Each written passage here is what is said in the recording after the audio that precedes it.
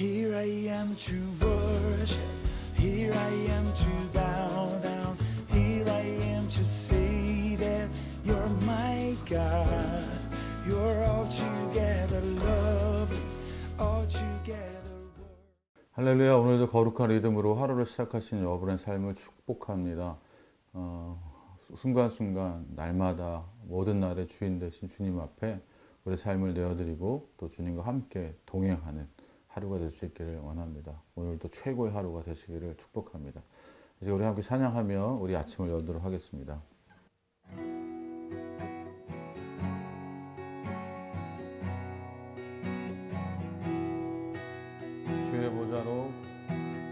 주의 보좌로 나아갈 때에 어떻게 나가야 할까?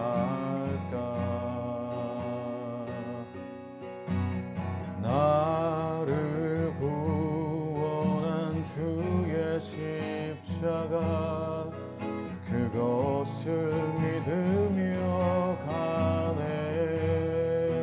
주의 보좌로 나갈 때에 주의 보좌로 나아갈 때에 나 여전히 부족하나.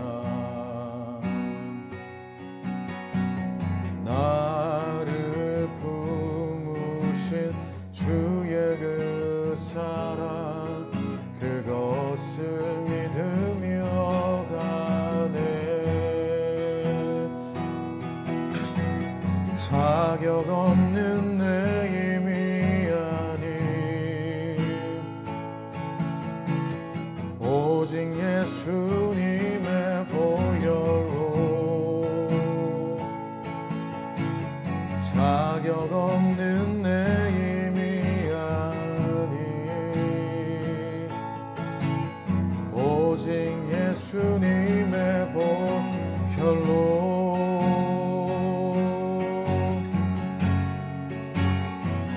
십자가의 보혈 완전하신 사랑 힘입어 나아갑니다. 십자가의 보혈 완전하신 사랑 힘입어 예배합니다.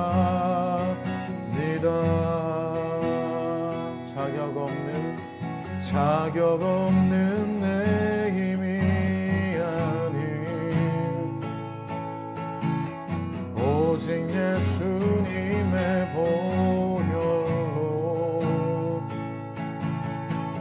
자격 없는 내 힘이 아닌 오직 예수님의 보혈로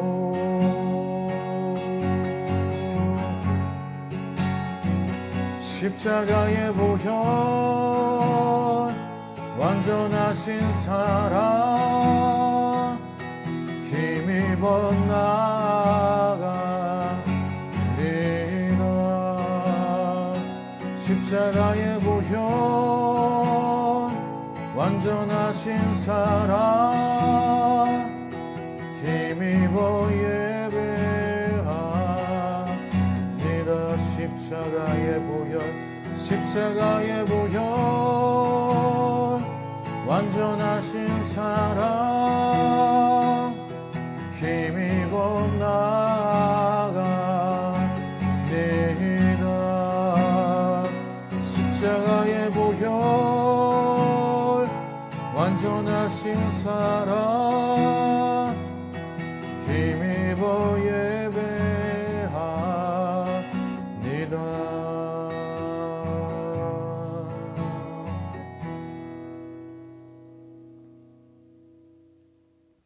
아멘. 십자가의 보혈 그 사랑을 힘입어 나아갑니다. 그 사랑을 힘입어 주님 앞에 나아갑니다.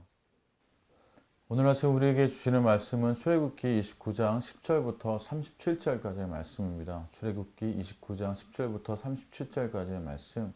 오늘은 본문을 읽는 것 대신에 말씀을 나누는 중간중간 본문을 읽어 나가도록 하겠습니다. 시작합니다. 성소에서 지성소를 향해 들어갑니다.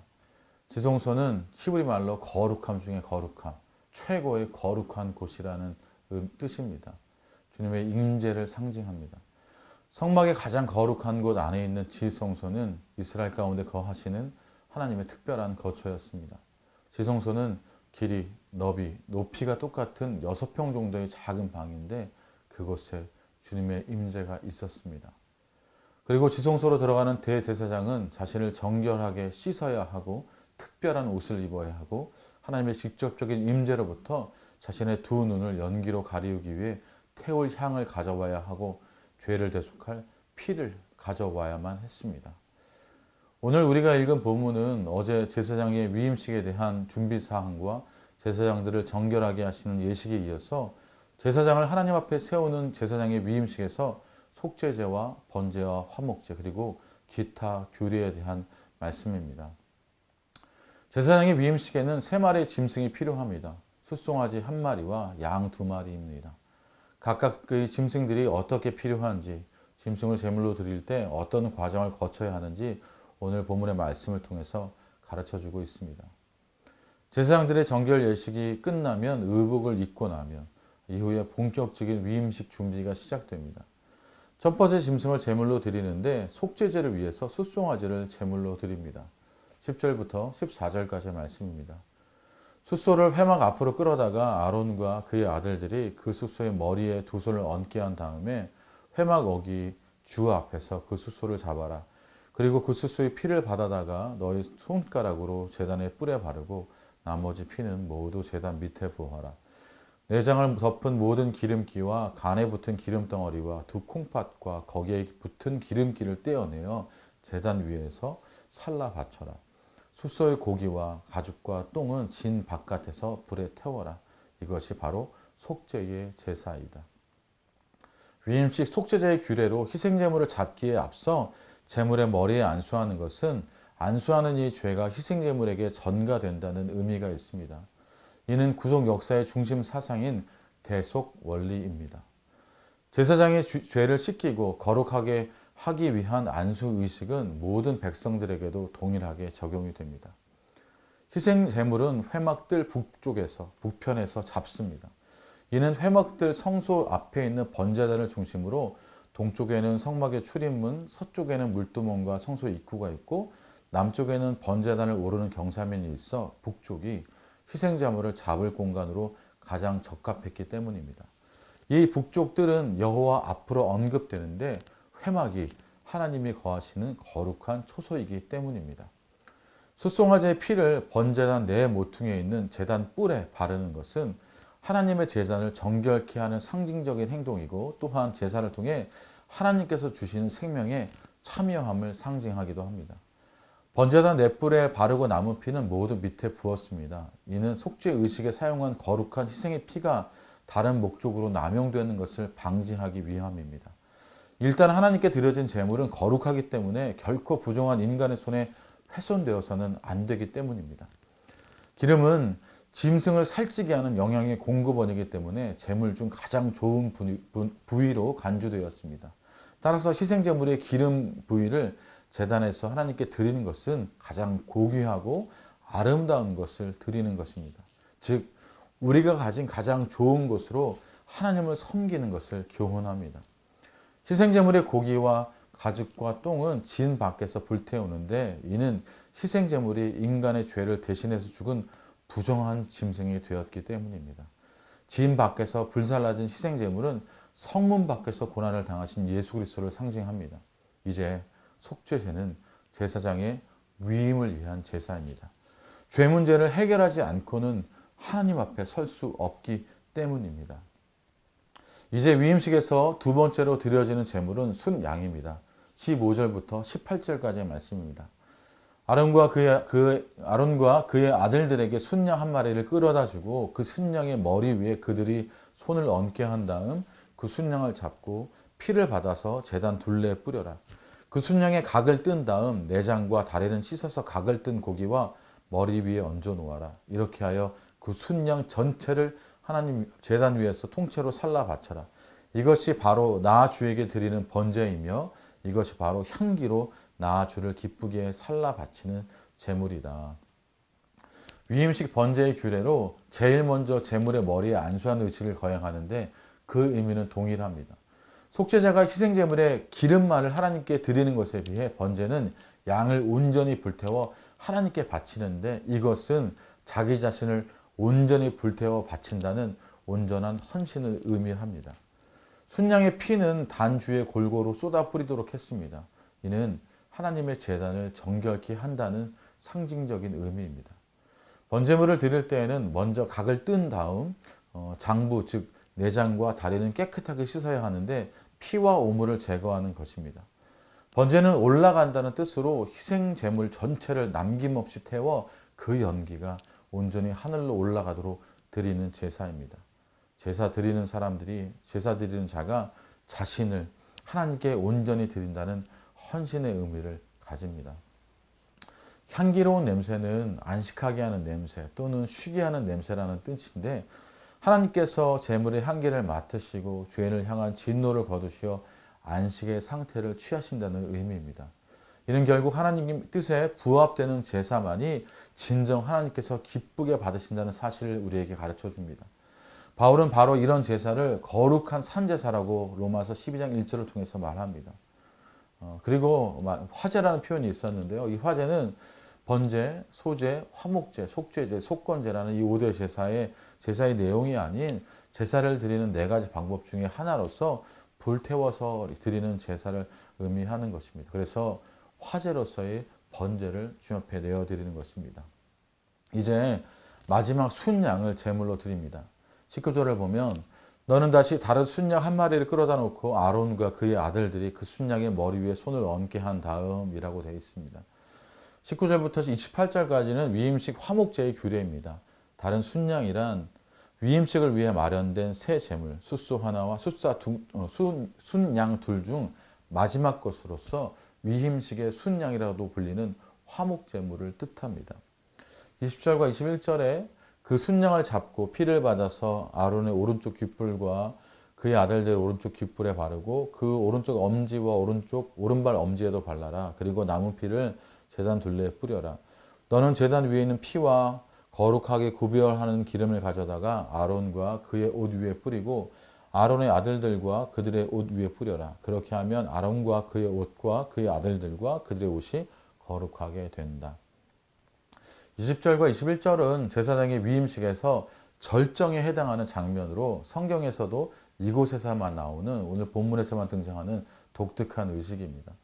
이처럼 화목제물인 순양의 피를 제사장 신체의 각 부위에 바르는 것은 제사장의 전적인 헌신과 온전한 순종에 대한 상징적인 의미입니다. 이 상징적 의미를 세부적으로 살펴보면 첫 번째, 오른쪽 귓불이는 하나님의 목소리를 청종하고 순종해야 함을 상징합니다. 그리고 오른쪽 엄지는 성결한 성직 인물을 손으로 바르게 수행함을 상징합니다. 오른발의 엄지는 성소를 비롯한 성결한 처소에만 발걸음을 옮기며 부정한 곳으로의 출입을 삼가함으로 성결한 삶에 힘써야 함을 상징합니다. 그리고 피를 단 위에 뿌리는 것은 번제단을 거룩하게 하는 동시에 거룩한 성물이 다른 목적에 남용되어 훼손됨으로 하나님의 거룩함을 모독하지 않도록 하기 위함입니다. 또한 희생제물의 피와 성별된 관유를 섞어 제사장과 제사장의 의복에 뿌리는 것은 속죄의 피로 인해 허물이 사함을 얻고 성별한 기름이 성결함을 얻는다는 것입니다. 즉 하나님의 공의와 자비와 성별하심의 은혜가 잘 조화를 이루고 있는 것입니다. 이제 22절입니다. 이 순양에서 기름기와 기름진 꼬리와 내장을 덮은 기름기와 간에 붙은 기름 덩어리와 두 콩팥과 그것을 덮은 기름기를 떼어내고 오른쪽 넓적다리를 잘라내어라. 제사장을 위임하는 의식에서 쓸 것이니. 앞서도 있었지만 내장과 꼬리에 덮은 기름 부위는 짐승의 중요한 영양 공급원이므로 힘의 상징입니다. 오른쪽의 넓적다리 역시 힘 있는 부분의 상징입니다. 즉 가장 좋은 부위를 하나님께 드림을 의미하고 있습니다. 다른 희생제물의 경우와는 달리 순양의 경우는 꼬리의 기름 부위까지도 하나님 앞에 드렸는데 이는 팔레스타인에서 순양의 꼬리 부분이 맛이 아주 좋아서 아주 귀한 곳으로 여겨졌기 때문입니다. 이제 이 순양이 화목제로 드려짐으로써 제사장의 위임식에서 드려지는 모든 제사 중 속죄제, 번제, 화목제가 모두 완료되고 제사장들이 비로소 공식적으로 제사장으로서의 권한을 위임받을 수 있게 되었습니다. 그리고 이제 35절로 넘어가서 너는 아론과 그의 아들들에게 내가 너에게 시킨 그대로 하여 주되 제사장 위임식은 이래 동안 하여라. 7일간의 위임식은 매일 한 번씩 거행하여 7번을 반복함으로써 끝이 납니다. 이렇게 하여 위임받은 대제사장은 위임식의 여러 가지 의미들을 철저하게 깨닫고 하나님 앞에서 온전한 헌신을 다짐할 수 있었습니다. 성경에서 아시다시피 7이라는 숫자는 하늘의 숫자로 완전함을 상징합니다. 따라서 7일간의 위임식은 철저한 순종과 온전한 헌신을 다짐하게 하는 기간이었습니다. 마지막으로 36절과 37절을 보면 너는 날마다 숫송아지 한 마리를 바쳐서 죄를 속하는 속죄제를 드려라. 너는 제단 위에 속죄제물을 드려서 그 제단을 깨끗하게 하고 그것에 기름을 부어서 거룩하게 하여라. 너는 이래 동안 제단 위에 속죄제물을 드려서 제단을 거룩하게 하여라. 그렇게 하면 그 제단은 가장 거룩하게 되고 그 제단에 닿는 것도 모두 거룩하게 될 것이라. 제사장 위임식에서 위임받는 제사장뿐 아니라 제단까지도 속죄의식을 통해 성결케 한 것은 그 위임식 자체가 얼마나 거룩하고 신중하게 치러졌는지에 대해 단적으로 보여주는 증거입니다. 제단을 위한 속죄의식은 젊은 소수의 피를 단 위에 뿔들에 바르고 남은 피는 단 밑에 쏟으며 단에 기름을 부어 성결케 함으로써 완료되었습니다. 제사장 위임식은 매일 한 번씩 일주일 동안 7번 반복되었고 단을 위한 속죄의식도 7번 반복이 되었습니다. 성결의식을 통해서 단 자체가 제물을 거룩하게 할 만한 힘이 생기는 것은 아니었지만 피를 뿌리고 기름을 바르는 과정이 반복되면서 하나님께서 그 단을 지극히 거룩하게 하셨기 때문에 단에 접촉하는 것도 이제 거룩하게 되는 것입니다. 우리가 오늘 함께 나눈 말씀을 통해서 제사장들이 지성소에 들어가기 위해서 속죄제와 번제와 화목제의 규례가 제사가 필요하다고 배웠습니다. 그러나 이제는 그 제사가 필요 없습니다. 예수 그리스도께서 십자가 용법에 돌아가심으로 그 십자가의 보혈의 공로로 말미암아 지성소의 휘장이 끊어지고 우리가 주님 앞에 나아갈 수 있는 놀라운 은혜를 입었기 때문입니다. 이것에 대해서 히브리서 7장 27절에 사도 바울은 이렇게 고백합니다. 저 대제사장들이 먼저 자기 죄를 위하고 다음에 백성의 죄를 위하여 날마다 제사를 드리는 것과 같이 할 필요가 없으니 이는 저가 단번에 자기를 드려 이루셨음이니라.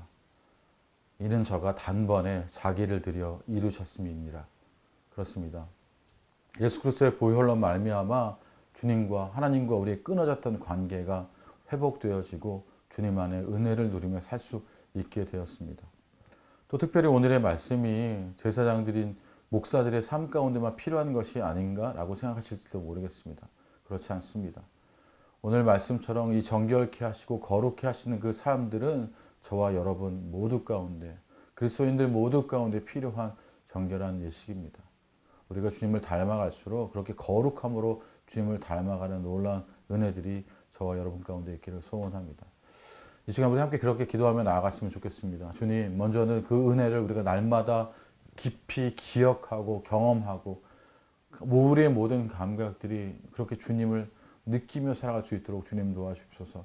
예수 그리스도께서 속죄제로, 번제로, 화목제로 모든 이 과정 가운데 그 살을 바르고 기름을 바르고 피를 쏟아내었던 그 주님의 그 아픔들을 우리가 함께 기억하면서 은혜 가운데 오셨던 그 주님을 우리가 모든 감각들이 경험할 수 있기를 원하며 함께 기도했으면 좋겠습니다. 그리고 주님께 우리 그렇게 기도합시다. 주님, 푸른나무교회 모든 성도들이, 모든 리더들이, 특별히 교육자들이 주님 앞에 거룩함으로 나갈 수 있도록, 정결함으로 나갈 수 있도록 주님 도와주옵소서. 구약의 시대를 살아가는 제사장들과 같지는 않지만 그때의 모범들을 우리의 삶 가운데 받아들이며 그런 정결케 하는 의식들이 우리 삶 가운데 있도록 주님 도와주십시오. 그리고 또 고난 가운데 있는 우리 교육자 중에 장소연 목사님과 또 격리 중에 있는 최정일 목사님, 미윤경 목사님 위해서도 우리 담임 목사님 위해서도 함께 또 마음 모아 기도해 주시기를 부탁을 드립니다. 이제 우리 함께 그렇게 기도하며 나아갑시다.